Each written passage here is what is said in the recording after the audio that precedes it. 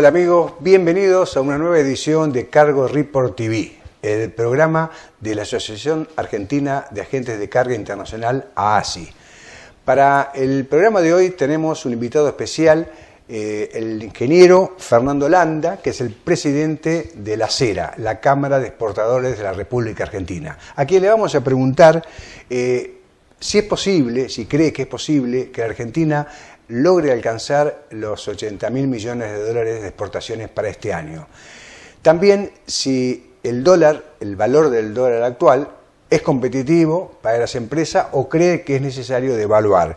Y también por qué la Argentina tiene cada vez menos empresas exportadoras. Pero antes de ir al entrevistado, permítame que les cuente algunas de las gestiones realizadas por la asociación durante el mes pasado y lo que va de este mes. Una de ellas fue el convenio que la ASI celebró con la Cámara de Depósitos Fiscales de la República Argentina, CADEFIP, en el cual los socios activos de CADEFIP y sus empleados pueden acceder a los cursos de capacitación que brinda la ASI a un precio diferencial. Y a su vez, los agentes de carga, socios de la ASI, puedan visitar a las empresas para conocer un poco las operaciones de consolidación y desconsolidación de las mercaderías. También durante el mes pasado la ASI los directivos de la ASI tuvieron charlas con los directivos de la aduana y de Cancillería. Y se trataron dos temas, entre otros, que son de suma importancia para la gente de carga. Uno de ellos es la digitalización definitiva del IAM, que es la información marítima anticipada, y su posterior eliminación de la conocida como carpeta rosa, que desde la ASI hace años que vienen bregando por ello. Y en Cancillería, a través de una charla que tuvo el presidente Germán Raña con Diana Mondino, hubo una entrevista también para plantear otro tema sensible, que son los inconvenientes que tienen los agentes de carga para poder pagar los fletes al exterior en 30 días. Desde ya que esto es un tema que no tiene mucho sentido y que prácticamente es imposible, ya que el transportista necesita tener cancelado el flete para poder liberar la carga en destino. Recientemente también los directivos de la ASI visitaron a Exolgan, invitados por la terminal, por sus responsables, donde hicieron una recorrida para ver el funcionamiento operativo y comercial que tiene la terminal. Y también se comprometieron sus directivos a realizar una charla en la ASI para poder extender esas visitas a los socios de la ASI. Y por último, algo reciente, el Centro de Capacitación de la ASI obtuvo la habilitación de la Administración Nacional de Asociación Civil, la ANAC,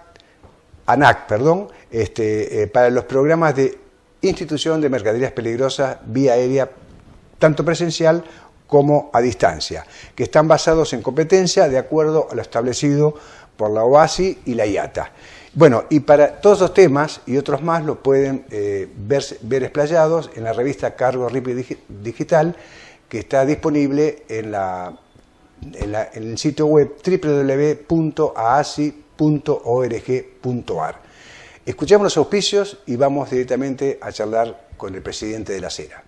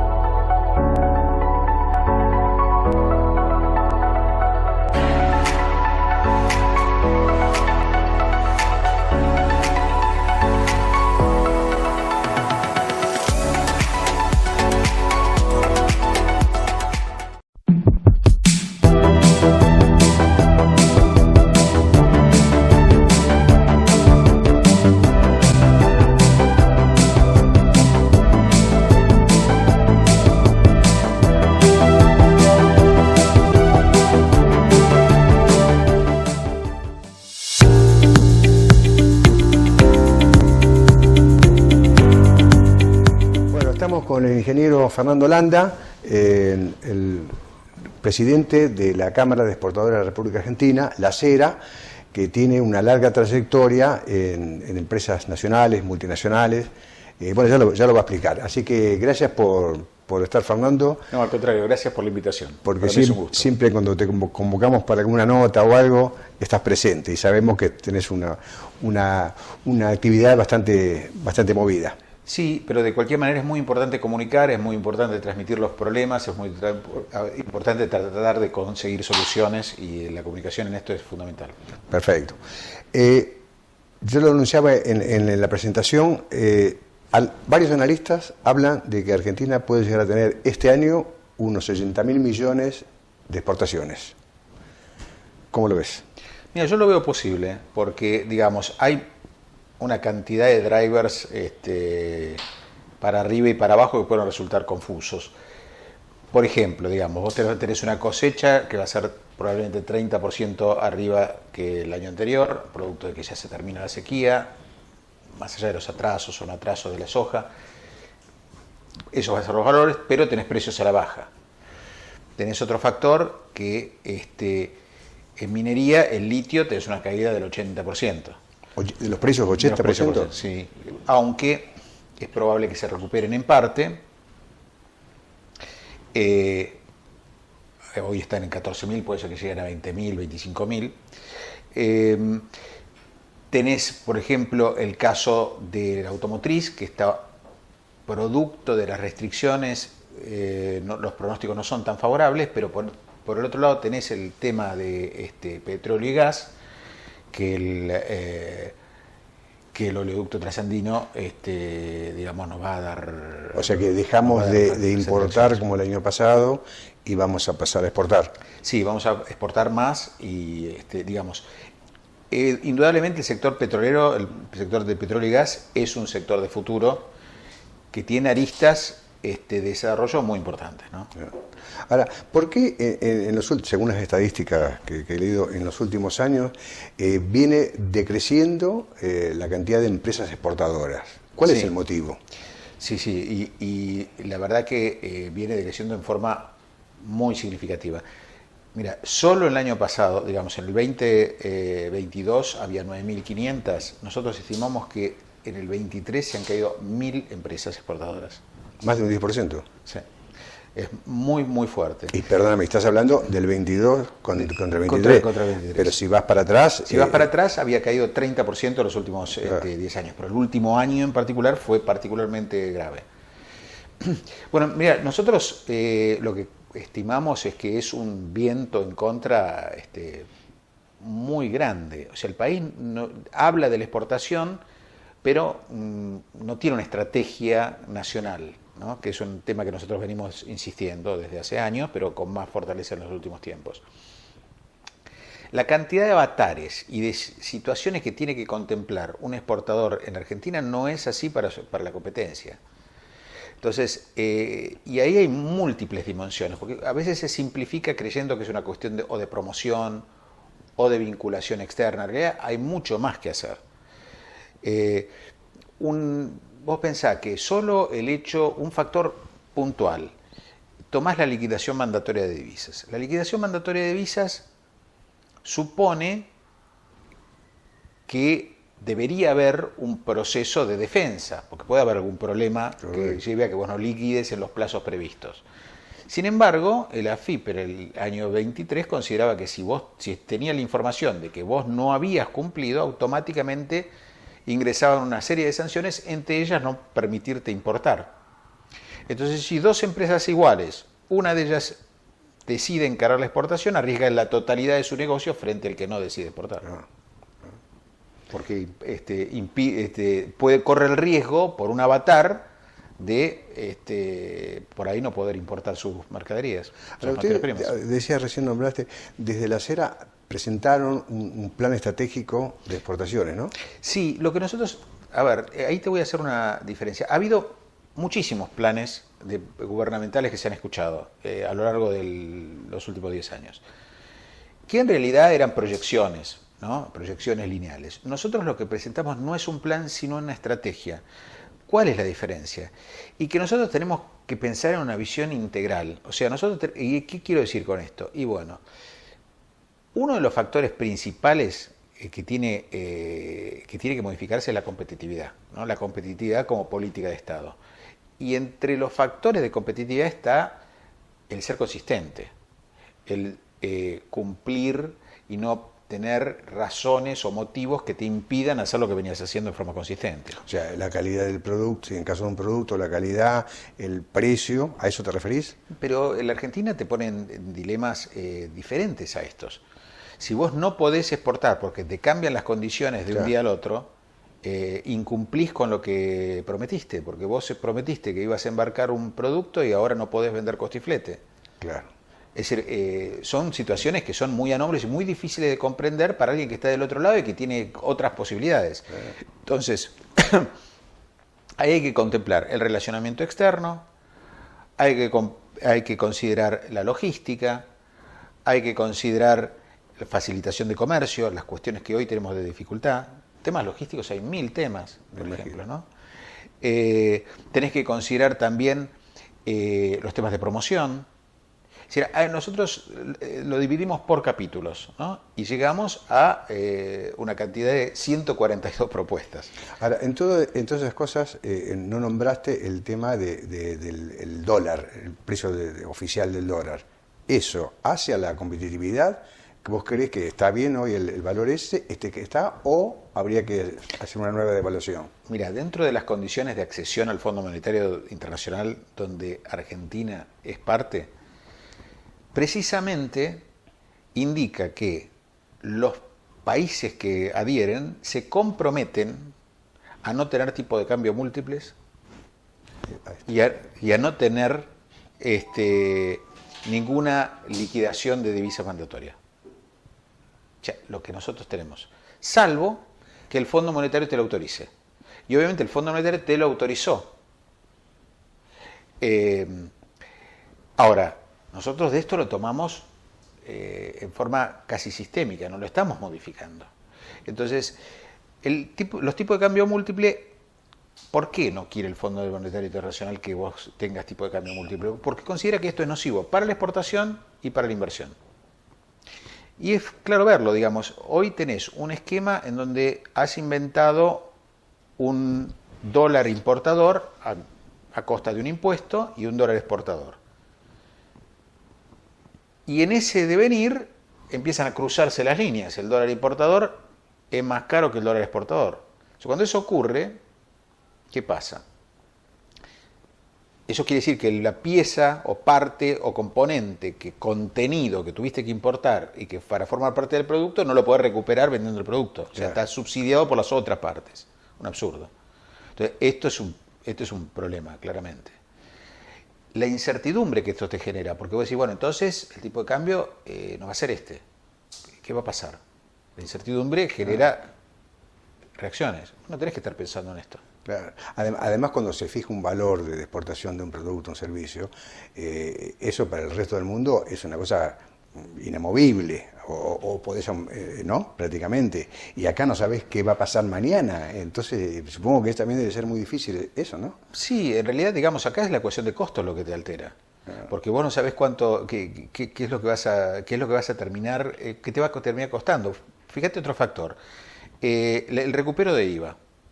El recupero de IVA ha sido parte víctima de la licuadora, digamos, ¿no? O sea, el cobro demorado sin actualización, pese a que la ley de IVA prevé actualización. Entonces, pero no se aplica. Esta es una de las recomendaciones que dimos. O sea, nosotros tenemos que actualizar, porque es un impuesto que se cobra indebidamente y se recupera. ¿Está bien? Hay un proceso de recuperación, pero no me lo podés pagar tarde porque con la devaluación se transforma en un costo. Fíjate un tema que nosotros hemos venido insistiendo y que no hemos logrado convencer a las autoridades, es el impuesto país sobre los fletes de exportación. O sea, ¿cómo, digamos, uno está en uno de los países más australes del mundo, ¿no? El hemisferio sur. Ya de por sí complicadísimo. Complicadísimo. Vive el 12% de la población mundial. Tenés que llegar al resto, ¿no? Entonces tenés que usar la vía marítima. Tenés que acercar el producto al consumidor. lo que sea, mucho más si es un producto de valor agregado o si es una parte para ser ensamblada en alguna maquinaria o si es un insumo, lo que fuere. Vos necesitas eliminar incertidumbre. Eliminar incertidumbre significa que yo te facilito las cosas y te doy certidumbre y visibilidad. Si vos pagás los fletes hoy y lo recuperás a través del cobro de tu venta, en realidad el servicio de flete que vos pagás es como una importación temporaria de un servicio.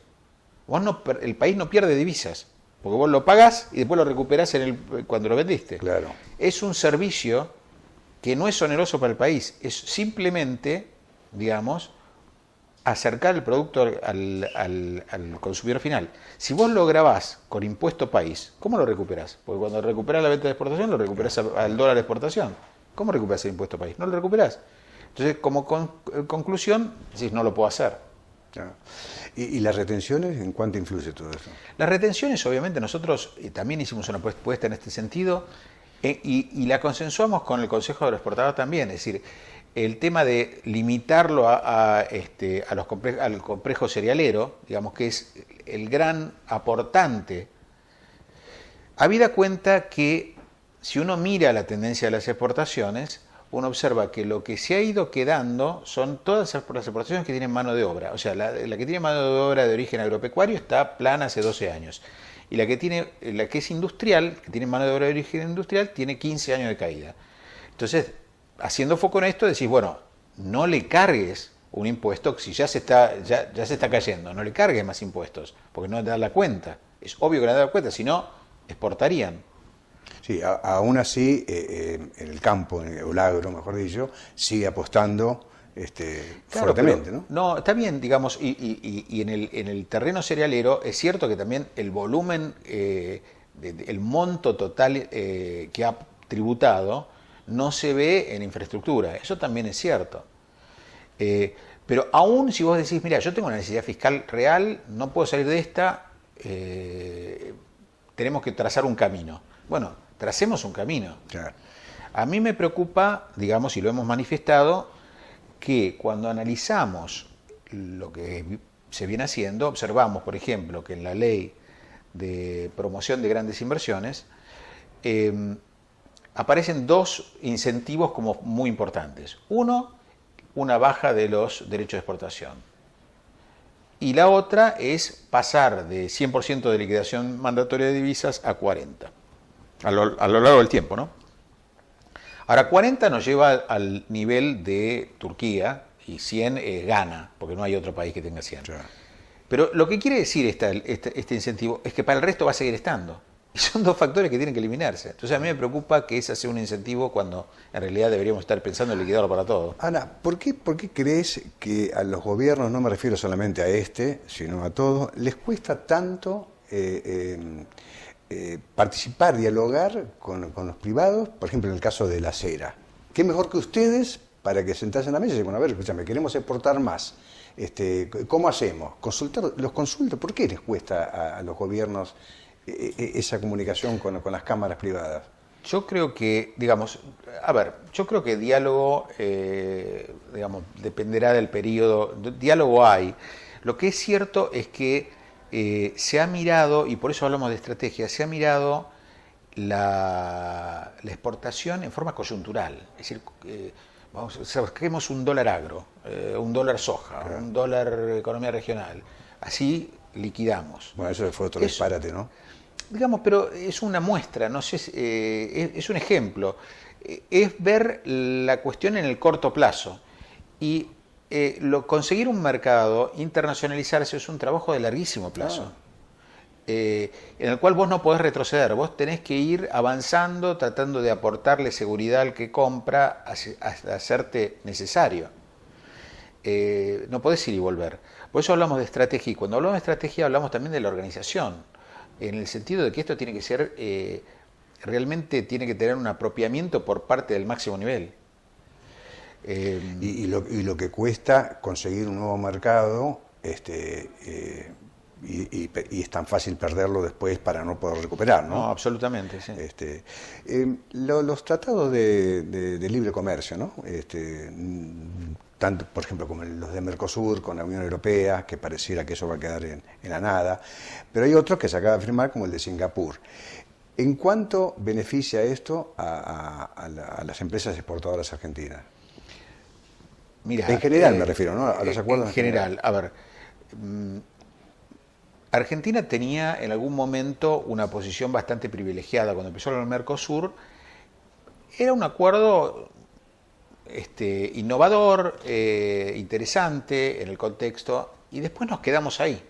El mundo siguió creciendo en acuerdos plurilaterales y nosotros no acordamos. Mira, nuestros pares de Brasil, para no decirlo yo, digo lo que dicen nuestros pares de Brasil, que los acuerdos que tiene Mercosur tienen un punto en común, que es la irrelevancia.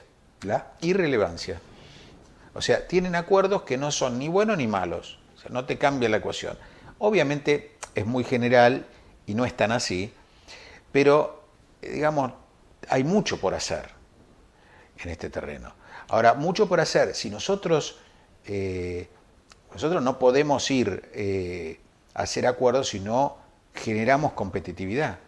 Que la competitividad no es una cuestión de que si el sector privado no es competitivo. No, un momentito, digamos. El sector privado tiene áreas muy competitivas, pero ¿dónde cobran impuesto país? ¿Dónde tenés liquidación mandatoria de divisas en un país exitoso? O sea, veamos los factores y entendamos que hay un problema serio. Te hablaba del tema del puerto de Buenos Aires. Eso te quería consultar. Un poco antes, digamos. Bueno, ese es otro factor. O sea, nosotros tenemos hoy una resultante de la vida, digamos. O sea, vos ves que este factor que te mencionaba antes de que las exportaciones industriales cayeron y las de mano de obra de origen europeo se estancaron, lo que hace es que el mix de exportación es un mix menos rico, de menos valor agregado. ¿Cómo lo ves esto? Y bueno, las grandes exportaciones, cuando vas a hablar de exportación en Argentina, si hablas de soja, de trigo, maíz, van a granel, muchos se vende FOB. Si vos ves el mundo, vos ves que el transporte marítimo ha crecido, el transporte en contenedores de forma exponencial. En Argentina no. ¿Por qué? Por este mismo factor.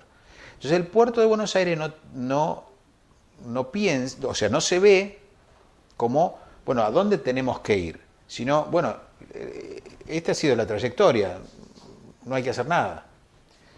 Ahora, no hacer nada tiene consecuencias, porque el mundo sigue creciendo, los fabricantes de buques fabrican buques de mayor tamaño. Cada vez más grandes, claro. Que no entran en el puerto de Buenos Aires.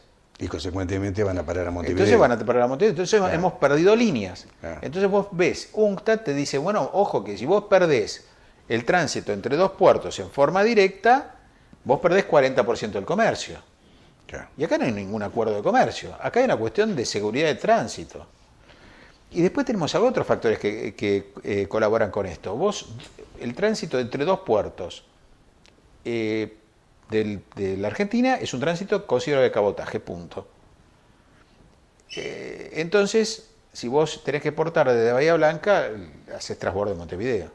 Entonces le damos el negocio a Montevideo. Entonces, todos esos factores son factores que suman a la falta de oportunidades y la menor competitividad de Argentina. Y ahí llegamos a lo que hablamos antes, fuera de cámara, la participación que tiene la Argentina a nivel global. Claro. Es apenas del 0,25%, ¿no? 0,25%. Históricamente lo más bajo. Este es el récord, sí. Es el récord en el piso, digamos. Fernando, para ir concluyendo, hay un tema que es importante tanto para vos como para nuestro país, que es tu coparticipación o algo así en el G20, que ya lo venís haciendo desde hace varios años, varios encuentros, ¿no? Y este año es en Brasil. Explícanos un poquito qué es eso. Sí, mira, yo en Brasil, al igual que en el ciclo anterior en India, copresido el grupo de comercio e inversión del sector privado. El sector privado tiene una participación institucional con el G20, es decir, tiene el derecho de presentar a los distintos reuniones ministeriales propuestas. ¿Qué propuestas?